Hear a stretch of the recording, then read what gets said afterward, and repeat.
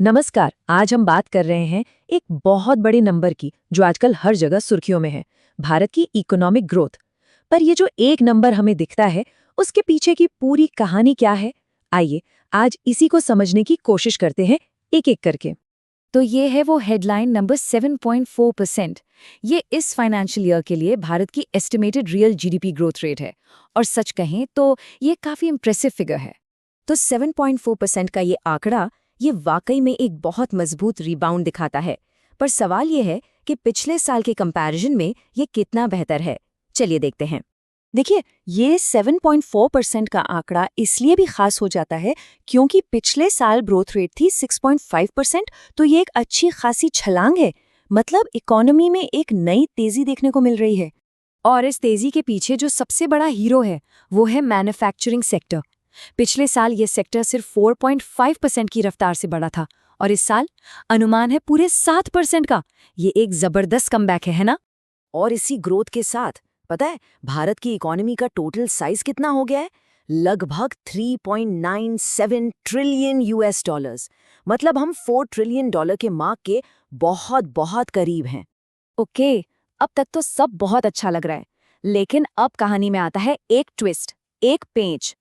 यहाँ हमें real growth और नॉमिनल ग्रोथ के बीच का फर्क समझना बहुत जरूरी है, क्योंकि नॉमिनल ग्रोथ का जो आंकड़ा है वो उतना रोजी नहीं है। और ये है वो आंकड़ा, नॉमिनल ग्रोथ रेट है सिर्फ 8%।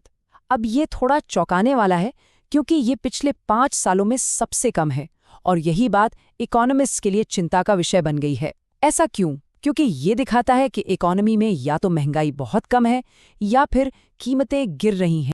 तो सवाल ये है कि आखिर इन दोनों में फर्क क्या है, रियल जीडीपी और नॉमिनल जीडीपी।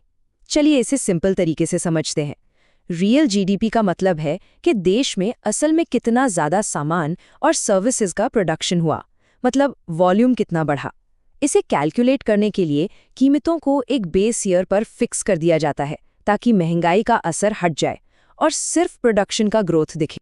और दूसरी तरफ है नॉमिनल जीडीपी। ये आज की करंट मार्केट प्राइसेस पर प्रोडक्शन को मापता है।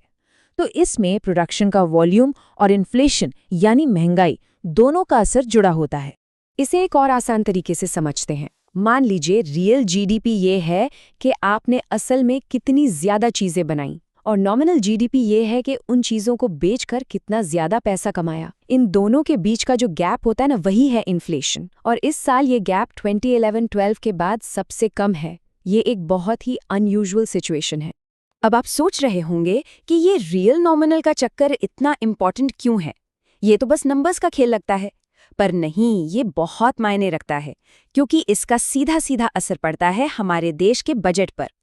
और सबसे जरूरी बात यह है कि सरकार अपनी पूरी फाइनेंशियल प्लानिंग, अपना पूरा बजट रियल जीडीपी पर नहीं बल्कि नॉमिनल जीडीपी के आंकड़ों पर बनाती है। इसका प्रोसेस बहुत सिंपल है। सबसे पहले ये जीडीपी डेटा आता है, फिर इसी डेटा के बेसिस पर बजट के सारे अजम्पशंस तैयार होते हैं, और आखिर में इसी पर तय होता है कि देश में टैक्स कलेक्शन का टारगेट क्या होगा, फिस्कल डेफिसिट कितना रखना है। ये सब बड़े फैसले इसी एक नंबर पर टिके होते हैं। चलिए अब कहानी में एक और लेयर जोड़ते हैं। जिस तरीके से, जिस मेथड से भारत अपनी इकोनॉमी को मेजर करता है, वो तरीका ही बहुत जल्द बदलने वाला है। ये बात मिनिस्ट्री ऑफ स्टैटिस्टिक्स के इस स्टेटमेंट से और भी क्लियर हो जाती है। उनका कहना है कि आज हम जिन नंबर्स पर बात कर रहे हैं, उनकी शेल्फ लाइफ बहुत कम है। मतलब ये आंकड़े इंपॉर्टेंट तो हैं, पर ये टेम्पररी हैं। तो आखिर बदल क्या रहा है? देखिए, जीडीपी कैलकुलेशन के लिए एक पूरी नई सीरीज आ रही है। इसमें बेस ईयर 2011-12 से बदलकर 2022-23 हो जाएगा। इसमें डेटा के नए सोर्सेस को शामिल किया जाएगा और कैलकुलेशन के मेथड्स में भी बदलाव होंगे। और एक बात और समझना जरूरी है, ये जो नंबर्स होते हैं ना, ये पत्थर की लकीर नहीं होते। आज जो फर्स्ट एडवांस्ड एस्टिमेट आया है वो तो बस एक स्टार्टिंग पॉइंट है। ये नंबर कई बार रिवाइज होगा और इस साल का फाइनल पक्का वाला आंकड़ा हमें जाकर मिलेगा 2 साल बाद, फरवरी 2028। तो चलिए मैन्युफैक्चरिंग से आगे बढ़ते हैं और पूरे इकोनॉमी की एक बिग पिक्चर देखते हैं। बाकी सेक्टर्स का क्या हाल है? अगर दूसरे की सेक्टर्स की बात करें तो एग्रीकल्चर में 3.1% की ग्रोथ का अनुमान है, कंस्ट्रक्शन सेक्टर 7.0% पर है और सर्विसेज सेक्टर 9.1% की जबरदस्त रफ्तार से बढ़ रहा है। तो कुल मिलाकर एक मिक्स्ड लेकिन मोस्टली पॉजिटिव पिक्चर दिखाई देती है। और आखिर में एक एक्सपर्ट की राय इसे ग्लोबल कॉन्टेक्स्ट में देखने में मदद करती है। इंडिया रेटिंग्स एंड रिसर्च के पारस जसराय कहते हैं कि एक ऐसे समय में जब पूरी दुनिया की इकोनॉमी में इतनी उथल-पुथल है, इंडियन इकोनॉमी का इतनी मजबूती से ग्रो करना वाकई में काबिले तारीफ है। तो आज की ये पूरी बातचीत हमें एक बड़े सवाल के साथ छोड़ जाती है। भारत की इकोनॉमी तो तेजी से भाग रही है, इसमें कोई शक नहीं, लेकिन सवाल ये है कि हम उसे जिस पैमाने से, जिस यार्डस्टिक से माप रहे हैं, क्या वो भी वक्त के साथ उतना ही एक्यूरेट और रेलेवेंट रह पाएगा? ये एक सोचने वाली बात।